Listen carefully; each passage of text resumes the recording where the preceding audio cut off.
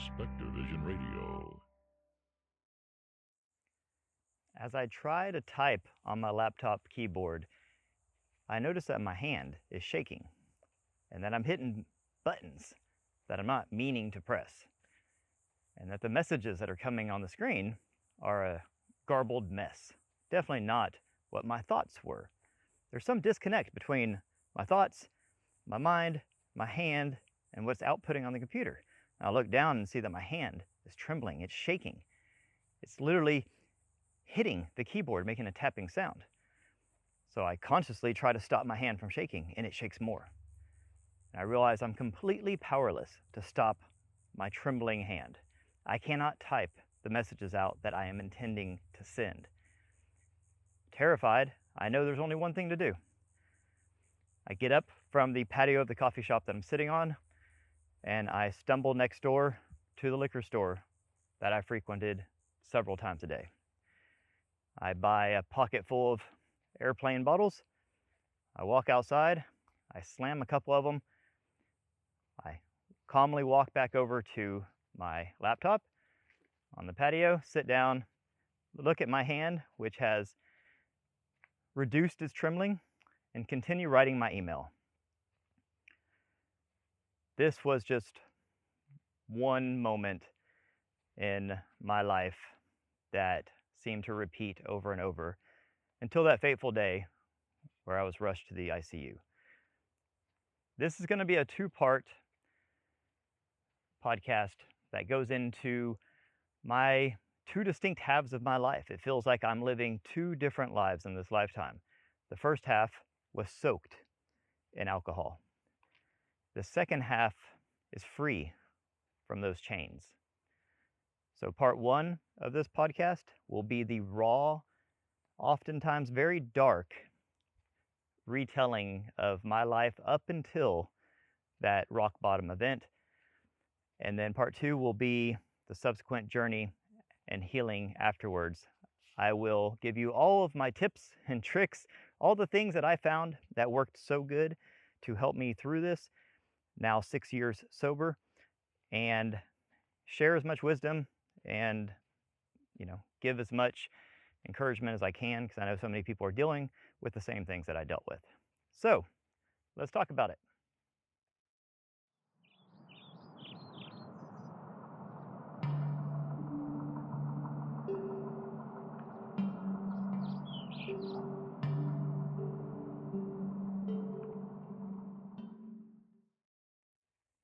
So a few days ago, I was meditating, connecting with my higher self to get some guidance on a project that I've been working on for 2 years now, hoping that I'd get some sort of expertise, that final message that I needed to really just cement and launch this project. That's what I was hoping for. The message that came across couldn't have been more surprising to me. It's definitely not what I wanted to hear, which makes me realize it was what I needed to hear. And it was telling me, stop with that project. That's not important right now, that I have unfinished business. So I asked what my unfinished business was. And what I was told was that to go back to 2020, that my experience with alcoholism, my experience with basically breaking my body down to nothing, to near death, and then building it back, was the whole point. That was the important part, and that's the message that I'm here to deliver.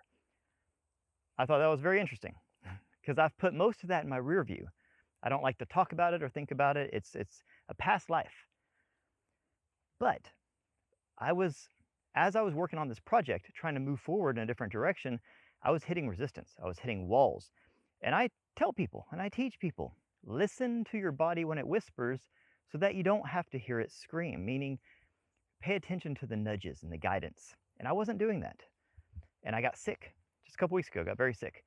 And I was very off my game, very sick, dealing with all sorts of different ailments at once. And all the messages to me were, stop what you're doing, change course, stop what you're doing. And when I tapped into my higher self to get more guidance and clarity, I was told, go back to telling your story about transformation, about alcoholism, about getting sober, about how to heal, about how your thoughts create your reality, and how we can think ourselves sick or healthy.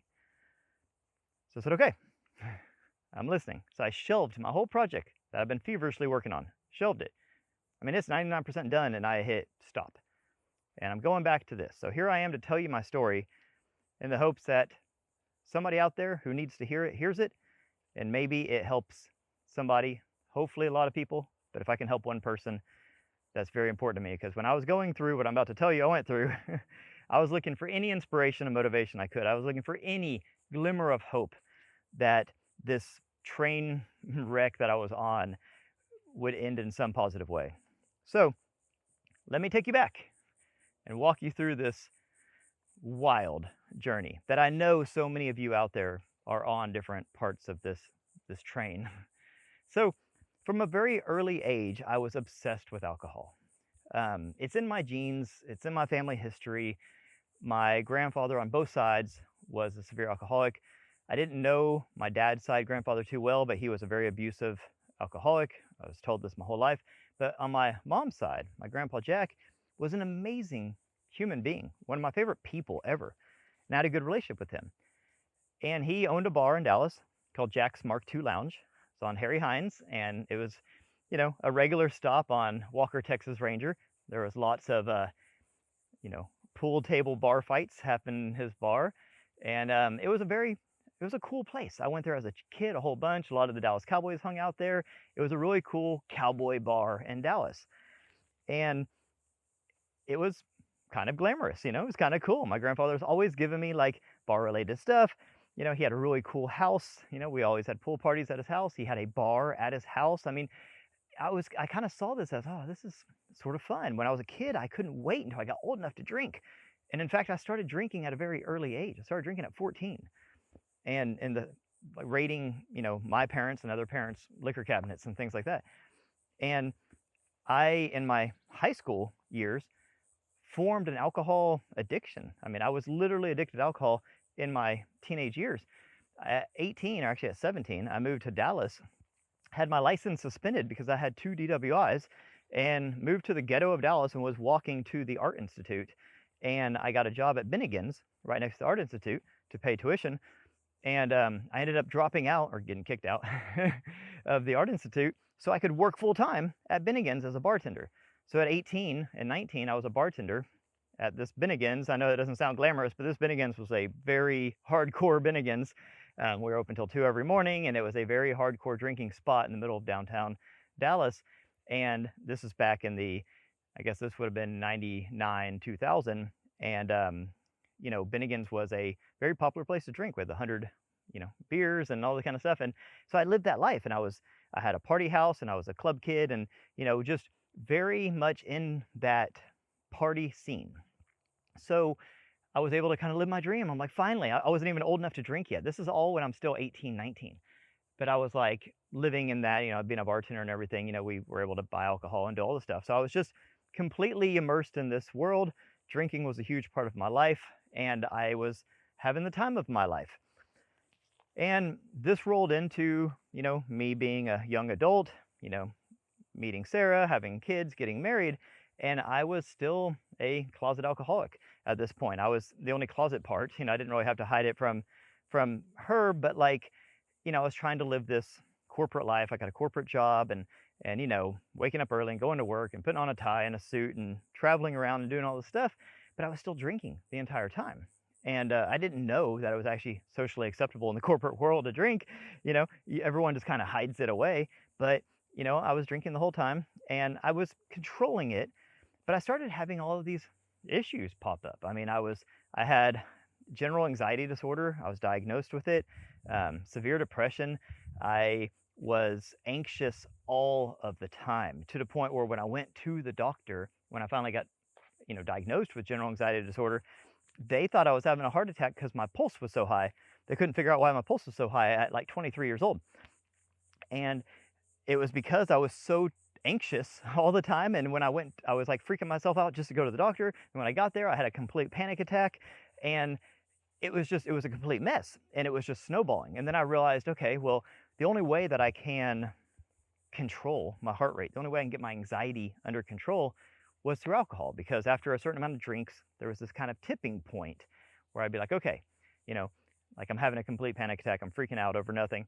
But, when I have 3 drinks in a row, all of a sudden, I can take a deep breath. All right. So at a young, naive, ignorant age, while I'm trying to become an adult, I'm trying to forge this corporate career, I'm trying to raise a family, but I'm still fully in the vice of alcohol, I think that I have figured it out.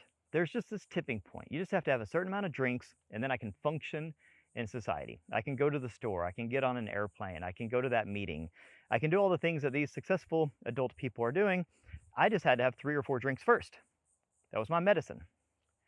Well, obviously, I don't have to tell you, this is not a very productive or healthy way to live life. But at this point in my life, it was the only thing that was working. When I'd gone to the doctors, they put me on antidepressants because a certain amount of SSRIs will actually help with general anxiety disorder. But then this made me feel very zombie-like. I didn't like it. I didn't like the way it made me feel. It did help with my general anxiety disorder, but it made me very hollow emotionally. And I just didn't like the feel of it. So I stopped taking those, and I just went back to the booze because it worked. But then I started developing all sorts of other problems because alcohol is a poison. And the more you poison yourself, the worse your health becomes. And I started getting, at a very young age, insulin resistance. I had prediabetes. I started having problems with my eyes. I started having problems with my heart. I started having severe sleep apnea and severe insomnia. It was completely wrecking my life. But of course, I was not blaming alcohol for any of these things because alcohol was my medicine. It was the thing that helped me get through these things. So as these things are happening, I'm just treating myself with more alcohol. So instead of having 3 or 4 drinks to give a presentation or to get on an airplane or to do whatever I had to do, I had to have drinks in the morning. I had to have drinks in the afternoon. I had to have drinks to go to bed. And then you can see where this is going. So it's snowballing. And I'm getting into my late 20s at this point, and we started some side businesses and we're trying to grow our life and our careers, and I'm just fighting alcoholism. I'm fighting general anxiety disorder. I still have depression. I still have all these things. And then my mom, my lovely, amazing angel of a mom, is diagnosed with pre-leukemia. And because of her family history, the doctor decides to put her on chemo. And I drive her to her first chemo appointment, and I'm with her there, and we're thinking, okay, you don't have leukemia, but I guess this is the right thing to do. It didn't really seem right or feel right for anybody. And long story short, she gets a nasty lung infection through the chemo, and it progresses incredibly fast, and she passes away. And this was not something that I was prepared for. I was in a very fragile state because I was propped up by alcohol. And this sent me spiraling. I went into a very dark place. I was eating Xanax and drinking hard liquor like there was no tomorrow. I didn't care about anything. I had a house in a very nice suburb in Flower Mound, Texas, and I stopped paying my mortgage. And then when we got too behind on mortgage payments, I let the entire house go into foreclosure. Didn't even attempt to sell it. Walked away from the house. Nice house. I put a lot of work into this house. This was our home. We raised our kids there. I completely let the bank take my house, and I moved to Florida. It was not a plan. It was not rational. It just happened. It happened because my world crashed down on me. My family started turning on me. I started turning on me. I felt completely alone, and the alcohol was just keeping me just moving through this just dark nightmare. And now looking back, I did a million things wrong, a million things I would have done different, but I was out of control. I felt like I was a passenger in a bus, and I had no control over where we were going. So we moved to the beach. Escapism at its finest. I have found many people in Florida with similar stories, or comparable type circumstances that lead them here. It's a kind of a way to escape from your problems. Obviously, that's not why you should do anything. You should never escape from your problems. You should face them head on, and you should, you know, master your life. But I didn't. I drank myself into a stupor and I moved to Florida. I love it here. I'm very happy that I did that part. I wish it would have been under different pretext. So I'm in Florida. One thing I find out, I mean, we're here at the beach. I mean, I could throw a rock and hit the beach from here if I could throw it really far. It's not that close, but it's pretty darn close. And I love where I live. I love everything about it. But I realized when I moved here, oh my God, in Dallas, I used to have to hide a lot of my alcoholism. I used to, I was very crafty about how I drank. Here, it's at the beach. I mean, people just sit around 8 o'clock in the morning drinking beer. I mean, it's not frowned upon. It's not judged. It's actually a part of the culture. So I was a kid in a candy store. Instead of moving here and like changing my life, I kept going down the same path. And it was just magnified because now I could drink openly. It was encouraged. I found a tribe of people that were like, yes, we drink all day, every day too. High five, welcome to the club. So you could probably see where this is headed now. Of course, I'm still grieving my mother. The wound is very, very raw at this point, and I'm struggling with everything. My dad ran out on us a long time ago. I don't have him. I've never really been close with a lot of my family. A lot of my family had viciously turned on me. That was not part of my imagination. A lot of that was not of my doing. It was a very, very toxic time, and I did escape to Florida. And here, a bunch of good things happened, but the whole time, I'm still drinking myself just ridiculously. I started a new business. I was a freelance designer and became well known for it, and had a bunch of good clients, did a bunch of really good work and projects. And I had created one more problem. I call it Entrepreneurial Island. I was the one and only inhabitant of Entrepreneurial Island. I had created a business that I thought that I wanted. My dream business, living at the beach, being a freelance designer, which was literally my dream growing up. But I had created this mountain of work and projects that there was no way I could ever finish. I never said no to anybody. I took on everything, and I was just drowning. Drowning is an understatement. I wish I knew a better word for what was happening to me. And as I'm going through all these projects and I'm trying to make everybody happy and I'm doing everything, I am drinking my face off. And on the outside, Jordan and his family moved to Florida. Look at Jordan, all of his beautiful beach pictures at the ocean. Look at Jordan paddleboarding. Look at Jordan, frolicking in the waves. Look at Jordan, on his laptop at the beach, living the dream life. Look at this. What could you ever bitch about, Jordan? Well, that was what the outside world saw. Inside, I was cracking. I was cracking hard. I was gaining weight at an insane rate. I was incredibly unhealthy. I was stressed beyond belief. I got to the point where I was no longer in control of my body. I got to the point where I describe it as I sanitized my consciousness out of my vessel. Like I had created such an inhospitable place for my consciousness that I felt like say your body is a vehicle and your consciousness is driving it, that I had basically stepped out of my vehicle and left the keys in it, and it was running, and something was joyriding it. And I was constantly going back and forth between being in control of my body and being out of control of my body. And it was a weird place to be, because I was always very, confident in my abilities and in myself and things like that. I had all my struggles and everything, but I was a confident person. And for a bit there, I was questioning everything. Am I even driving this bus anymore? Who's running my life? Who's calling the shots? I got to the point where I would wake up in the morning, and before I would even pee, I would go into the kitchen and pour a drink, a strong drink. And I would be telling myself in my head, well, don't do that, Jordan. That's a bad idea, It's first thing in the morning. You don't need to be drinking right now. And I would put up the glass and I would drink it while I'm telling myself not to do it. So there was this tug of war inside of me where my consciousness was like, hey man, like this has gotten out of control, but my body was calling the shots. I mean, at this point, you're just dependent.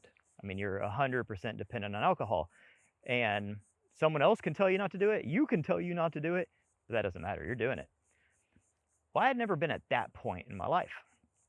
I was always consciously drinking in the past. Like I would decide, okay, I have a meeting, I'm kind of nervous about this presentation, few drinks, few shots, okay, I'm good. Liquid courage, all right, let's do this. I had to do that, get on airplanes, had to do that too. I would have a couple of nightcaps before I'd go to bed. My drink was Crown, so I would do Crown on water or Crown on the rocks, and I would have my nighttime drink, I would have my daytime drink, I would have my my pre-drink before different things, but it was always kind of a conscious thing, kind of like you would have coffee in the morning, you would have your energy drink before you work out. Like that was kind of how I treated it, but I was in charge. Like maybe the reasons I drank were not good, and maybe the intentions were not pure, and I was running from things and I was masking things and all that. Yeah, obviously, of course, but I was still calling the shots. But then after a certain tipping point, I was no longer calling the shots. My consciousness and my body, it seemed, were completely at odds. And this was a very scary place to be because I definitely felt a shift in me. I felt a shift that I was no longer in control of my vessel. And I really felt like I was a passenger in my own car. And the person driving my car was alcohol. And they call it spirits for a reason. It was a dark entity that was driving the car. And it felt like I was a passenger in the back seat of, let's say, a bus, and that bus is speeding towards a cliff, and it's going to go off the cliff, and we're all yelling, hey, stop, and it's just a, concrete block on the gas pedal, and there's no way that we're not going off this cliff. And we're watching it happen. And that was my life. Really, this is about, say 2015, 2016, when it's just spiraling. And I'm keeping it together, for the most part. And, on the outside, I think I'm still projecting this happy-go-lucky guy living at the beach, running his own successful business and just, getting things done. I'm projecting that, but inside I'm completely falling apart. And this went on, and people started to notice, I started getting real puffy, real red-faced. I started having very bad problems with blood pressure. And every time I go to the doctor, they would get a little more concerned. And my family's getting a little more concerned. My friends are getting a little more concerned. It's starting to become a problem. It's becoming obvious. I think I'm pulling all this off, man. Like, these people don't know what they're talking about. I got this. I got this. One day I won't need it. It'll all just go away. But for now, I'm just getting through. Just have to get through this stack of work. I got to get through these projects. I got to just make it to tomorrow. That was my mentality. So I'm just drinking, and I'm drinking. And one day I'm sitting at a coffee shop. My wife worked here. She ran this coffee shop at the beach, right across the street from the beach. Amazing coffee shop called Sunrise Coffee. And she was the GM there, and she did an amazing job running this amazing coffee shop, and she worked all the time. So she was putting some pieces together, but like, when you're working that much and it was a stressful job and a high intensity job and a never ending, very busy job, she just wasn't like present enough to really see what was going on, but she started putting some pieces together, and this is just because she was kind of supporting me at this time. Like I was working on some side hustles and I was building some businesses, but I needed this time to not be like working full time, like I say, a job to build these businesses. And I had a couple side hustles that became very productive and successful. So I was working, but not your traditional type of work. So like one day I'm sitting at Sunrise and I'm out front and I'm on my computer, on my laptop. And, I alluded to this at the beginning of this episode, but I'm sitting there and it's the first time this had happened, really, where my hand started shaking uncontrollably. And my hand had shaken before, And, I notice that, okay, when my hand's shaking just a little bit, if I take another drink or two, it stops shaking. Okay, hey, I figured out how to solve another problem. And, you know, so I'm sitting there on the computer and my hand's just shaking. And it's just shaking. It's like hitting the buttons. I'm trying to type an email. It's just hitting the buttons and it's messing everything up. And I'm looking at it and I'm like, okay, stop shaking, hand, right? And I'm focusing on my hand and it's just hitting the buttons, hitting the buttons. And I'm like, oh my God, like it's shaking uncontrollably. And no matter what I do, it won't stop. And this has never happened before. And that was really scary to me because now I'm starting to lose like bodily functions and these things. And I know, I mean, shaking is a sign of alcoholism, right? Everyone knows that. So as this is happening, I'm sitting there thinking, well, we're entering a new phase in all this now. Like it's a scary thing. Imagine you're sitting there and your hand just starts shaking uncontrollably and you can't stop it no matter what you do, even putting your other hand on it to try to hold it down, it's still shaking uncontrollably. And imagine that happening and you're totally lucid, conscious, doing this, watching this, and it's terrifying you. And you know that the only thing that will stop that hand from shaking is drinking more alcohol. So I immediately ran and got more alcohol and drank until my hand stopped shaking. And then mentally, now my mind knows that when that happens, the way to resolve it is to drink more alcohol. So that's what I would do from then on, because this was not the first or last time this happened, and it started happening increasingly. So now I'm dealing with this problem. So the only answer to all this is obviously more booze. So this is getting very close to rock bottom at this point. There's not far to go before you are just completely out of all options and you completely hit the wall. So that happens here pretty soon. And it happens in a way that couldn't be more embarrassing, ridiculous, or I guess fitting. I have a marketing company at this point. I'm doing marketing for different organizations and stuff like that. And there's a big Easter egg hunt coming up. And I decide to play the Easter Bunny. And in one fateful day that I will never forget, unfortunately, I am dressed up in an Easter Bunny costume. And I guess I was exhibiting signs of a not well person, a sick person, a very drunk person.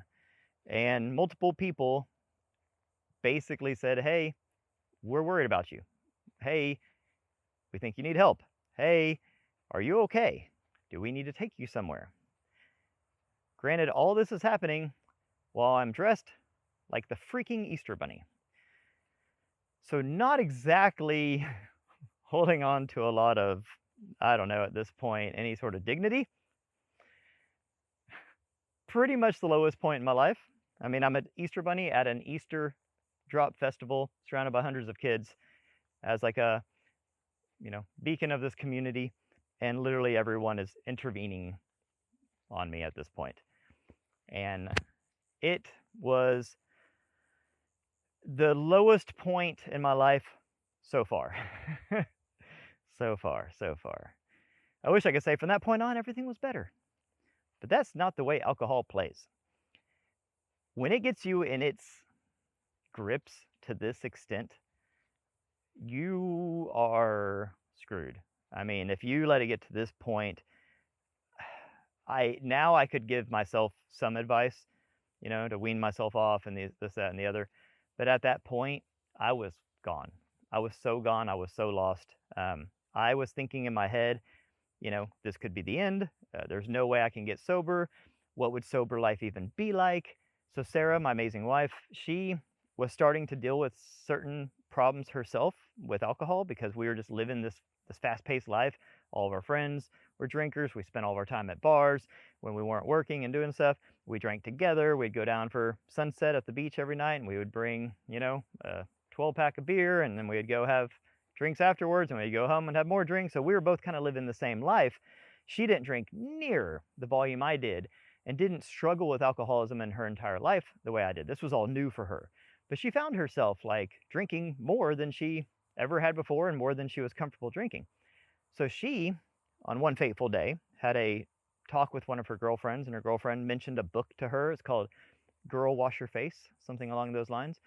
And this conversation with this friend, who is still a great friend of ours and an important part of our life, changed Sarah's life. And Sarah said, okay, you know, I'm going to put my foot down and change. And she did. She stopped. She cold turkey stopped drinking. And that was incredible. I mean, I was very in awe of that, you know. I thought that was amazing. I did not. But at that point I started thinking about it. I started romanticizing, entertaining the idea, okay, could I stop drinking? What would that look like? What would life without alcohol even be? You know, who would I hang out with? Where would I go? How would I sleep? How would I eat? How would I relax? How would I do any of these things? And it was so terrifying for me because in my mind, alcohol was my way of coping. It was my way of persisting. It was my band-aid. It was my medicine. It was my superpower. It was the way that I could actually exist in this world. I didn't know any other way. Too, I had been coping with it for so long that it was everything to me. And I was terrified of the thought of not having it, because then I would have to do all of those things sober. And it had been so long since I had done those things sober, you know? So I was very, very torn inside. You know, I see myself spiraling out of control. I see me going off this cliff. I see me killing myself. I see me being embarrassed and full of shame now. I see all my health problems spiraling out of control. I had gotten very, very sick at this point.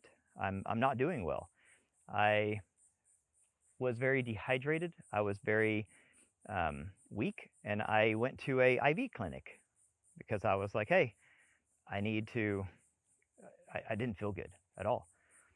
And I thought, okay, maybe if I can go get some fluids and I can get some vitamins and minerals and stuff, maybe I can feel a little better. I could start thinking clearly and try to figure out a way out of this situation. And when I went, at this IV clinic, they take your blood pressure first. And the girl said that my blood pressure was too high for them to give me an IV. And I thought, oh, well, that's not good. So I drove to a walk-in clinic. And at the walk-in clinic, they basically said that I was very sick. And, you know, they didn't know how they could help me without taking me to a hospital. They tried to put an IV in me, and my blood pressure was so high that it was bleeding through it was like kind of pushing against the flow of the fluids, and it started bleeding out of my arm, and it was a big mess. And I was scared. They were scared. Everyone was scared. This is how bad it had gotten, okay? I'm not over-dramatic. I know a lot of people struggle with alcohol, and a lot of people will say, you know, they're clean and they're sober and this kind of stuff, and that's awesome. And then there's people like me that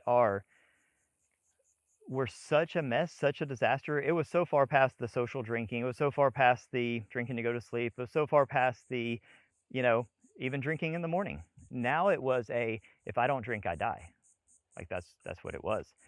And after I leave the doctor, you know, they took my blood and all the stuff, and they were very worried. My doctor later on, because I went to the same doctor for a while, told me that she never should let me leave that day, that, you know, they were all very worried. Well, me and Sarah are, like, you know, a week later, we're at the bar, of course, and I get a call from the doctor. And I didn't answer because I was scared. I didn't want to talk to him. And they left a voicemail, and they basically said, you know, your, you know, blood results are so bad, we need to talk to you right now. This is very, very serious. This is very dire. Call us back right now. So come to find out, I had severe, severe, severe pancreatitis, to the point where they thought they were going to have to remove my pancreas. Now, for about 2 years leading up to this, I was dealing with so many symptoms that I didn't know where they were coming from. I was vomiting uncontrollably every time I would have a drink. And I realized that would only happen if I stopped at one drink. So I'd vomit, and then I would have more drinks, and I would stop vomiting. Okay? I can't tell you physiologically why that happened, but that was what was happening. I had this pain that radiated out of the center of my body, because that's where your pancreas is, that was a 10 out of 10 on the pain level.